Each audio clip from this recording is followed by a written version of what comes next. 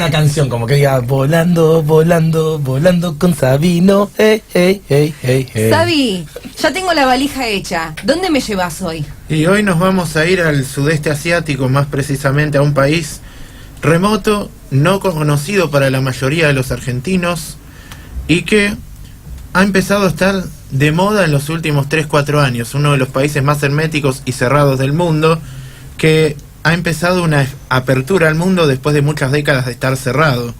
Y hablamos de la antigua Birmania, conocida oficialmente como República de Myanmar. No tiene nada que ver con Miramar, ¿no? No confundir.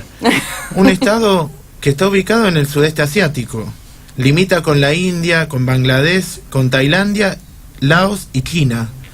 Principalmente con China, este país mantiene una relación muy importante, ya que son socios y además culturalmente tienen bastante afinidad.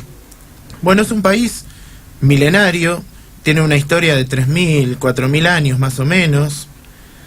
Es conocido como Birmania tradicionalmente, su nombre oficial es República de Myanmar desde 1961. No es un país muy grande, tiene apenas 680.000 kilómetros cuadrados de superficie. Es un país que tiene 52 millones de habitantes aproximadamente. Mira. Una cultura milenaria basada en la China. Un país que durante muchos siglos fue celoso de su cultura y de su independencia. Adoptó la religión budista en el siglo III a.C. De hecho, el budismo es la religión mayoritaria y la religión oficial. Por la Constitución de 1962 es el único país del mundo que tiene al budismo como su religión oficial. Antes el otro era el Tíbet hasta 1959. Un país que entró en contacto con Occidente recién en el siglo XVI, cuando empezaron a llegar navegantes y comerciantes portugueses en busca de productos de las Indias Orientales.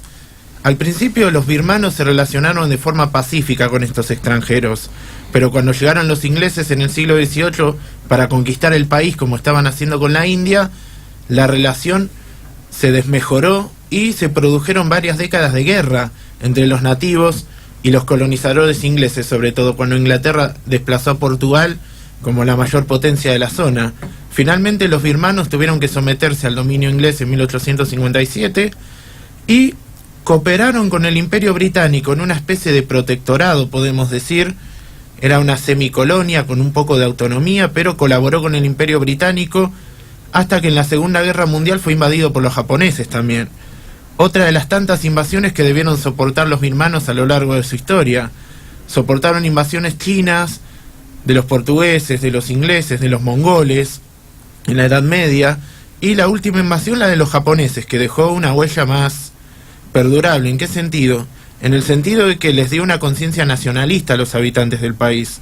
La gran mayoría de ellos colaboró con los aliados en la Segunda Guerra Mundial para echar a los japoneses, que en 1945 se rindieron, pero el reclamo por la independencia se aceleró después de la ida de los japoneses, y finalmente el Reino Unido le concedió al país su independencia en 1948, cuando el último gobernador británico se retiró. En 1949 se produjo una revolución en el país y se estableció una república socialista, que en 1962 fue reemplazada por un régimen militar, que con distintos cambios se mantiene hasta el día de hoy. ¿Por qué les digo esto? Porque ha cambiado de manos el gobierno, distintas facciones del ejército, que es el organismo más apreciado o estimado por los habitantes de Birmania.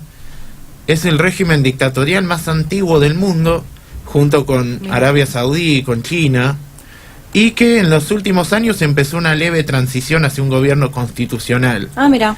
Y tiene mucho que ver con la temática del programa de los perseguidos políticos, porque es la tierra de origen ni más ni menos que de una mujer que recibió el Premio Nobel de la Paz en 1991, que es Aung San Suu Kyi, hoy en día primer ministro del país después de un compromiso al que llegaron los demócratas con los militares. Esta mujer vivió muchos años fuera de su país, fue perseguida por su oposición a la dictadura. De hecho, su padre también, el general Aung San, fue en un momento presidente del país y fue destituido por un golpe de Estado. Y Aung San Suu Kyi se convirtió en un símbolo de lucha por la democracia y por la libertad del pueblo birmano, hasta que en el año 2011 pudo volver a su país y lograr un acuerdo con el régimen militar, por el cual ella se queda con el cargo de primer ministra y los militares siguen controlando gran parte del gobierno. Desde 2010 se celebran elecciones legislativas, lo cual no ha evitado que haya conflictos de otro tipo en el país. Por ejemplo, es un país donde viven distintas etnias, no todos los birmanos son del mismo grupo, la convivencia es problemática, sobre todo con los birmanos que son de religión musulmana, que son una minoría en el país, una minoría perseguida en el país. ¿Por qué? Porque los birmanos no consideran por lo general a los musulmanes como nacidos en el país. Muchos son de origen extranjero, nacidos en Bangladesh, en la vecina nación de Bangladesh, en la época en que esa región era colonia británica. Muchos musulmanes fueron a trabajar al país. Y hoy en día hay una polémica con los descendientes de estos trabajadores musulmanes que son perseguidos por el gobierno. Los rohingyas, como se les llama, son una etnia de alrededor de 800.000 personas que conforman apenas el 11-12% de la población del país y que son perseguidos por el régimen de Birmania, por el gobierno militar. Muchos de ellos han tenido que exiliarse como refugiados en Laos o en la India, y el país precisamente es muy cuestionado por la situación de los derechos humanos, cómo el gobierno militar trata esta cuestión, a pesar de la tímida apertura democrática que empezó a partir del 2011-2012, de compartir cierto poder con algunos partidos opositores. Todavía no está bastante en claro la cuestión de los derechos humanos, ya que el régimen mantiene cierta represión sobre sus opositores, sobre todo sobre las demás minorías que no pertenecen al grupo mayoritario, que son los birmanos. Muchas organizaciones internacionales, la ONU misma, se quejan de la falta de transparencia del gobierno, de que no se difunden las estadísticas, de las prácticas brutales y represivas de las fuerzas de seguridad, que el gobierno parlamentario no ha logrado corregir tampoco del todo.